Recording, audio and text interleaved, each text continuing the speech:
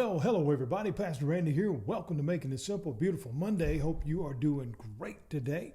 And coming off of a great weekend, we were very, very blessed with a tremendous service over the weekend, and got a chance to just worship in song and do some different things that don't get to always do. And so that was a lot of fun. And looking forward now to kicking off a brand new study topic this week. Probably take us several lessons to look at this because of the topic of the question. And so here's the question. When will we be satisfied? That's a big question, isn't it? We think about that. We hear that word, and I think we can easily come to the conclusion that we live in a very dissatisfied or unsatisfactory, if you will, world. And what do I mean by that? I don't mean that in a negative way or trying to be pessimistic or the negative Nancy Debbie Downer. No, we live in a time that is always telling us there's something better, there's something more, there's one step up, there's one grade better, there is something bigger and better, and whatever the case, something a little bit sweeter, and that list could just go on and on and on. You don't believe that? Just go to like an electronics place, okay? Doing this kind of work. There's always a better camera. There's always a better light. There's always a bigger screen. I mean, it never stops. Always a better microphone. And yes, while those things may be true, it's always a bigger price tag too. But the point of it is we rarely find satisfaction because we base our level of satisfaction on stuff. And when we do that, when we base it on stuff, and sadly even others and their performance or their attitude or whatever, we tend to get disappointed. The word satisfy, it means to fulfill or to give assurance to. There's a lot of times we place our satisfaction, again, without question, in the action or reaction of others. Just like on this social media stuff, we put stuff out, and if we don't get likes and shares and all those kind of things, we feel a little disappointed because we thought, well, I had a great, epiphany, if you will, for our big word for the day, some kind of thought or whatever, and nobody seemed to care. But if it was on your heart, it may have only just been that one person that reacted that needed to hear it. I learned that many years ago as a pastor, whether you're preaching in front of 10 people or 10,000 people, that message was given to your heart for a reason, and someone will receive it. And it's the same way with this. But we tend to base our satisfaction off reaction. We tend to base it off the amount of stuff that we have. I mean, there's sayings, he who has the most and all. I want us to look at this in a very different way. I want us to look at this through God. Now, again, this is not to be overly, spiritual or Bible bashy or anything like that. I want us to look at this through the eyes of David as he is coming to a revelation, a real clear understanding. If I'm looking for satisfaction in this world, then I'm going to be Mick Jagger. I can't get no satisfaction, right? But if I'm looking for it through God, it is obtainable.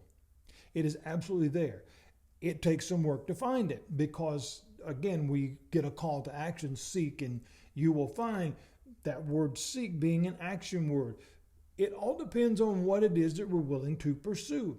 Because if our satisfaction is solely going to be based on stuff, okay, whether it's a material item or a reaction or attention from another, whether it's an attendance that we wanted to come to our meeting, or whether it's, again, shares and likes and reposts and all that, we have to understand the flaw in that, because there's always the possibility there's going to be more for someone else.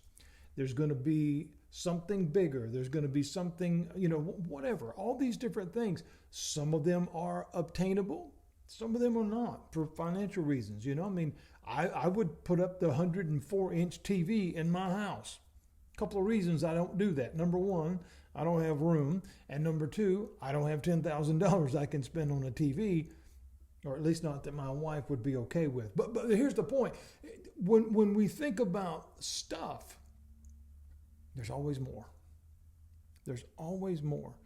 I want us to build the context of this message, and this is just our introduction for today.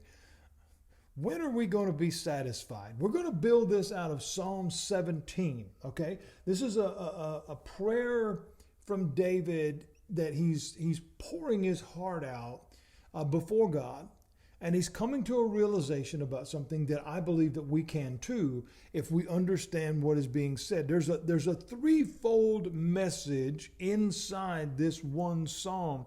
We see a prayer. It is a prayer for protection. It is a prayer for perfection. We understand how those words work because we all want to be better, right? We all want to be watched over.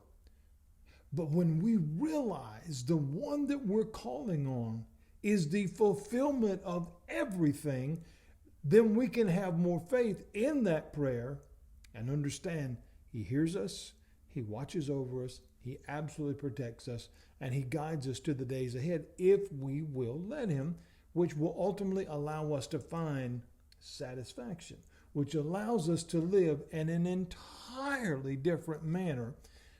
Not a better than you, not I've got my nose turned up at you, but as Paul would say, I find contentment in my life because God's been so good to me.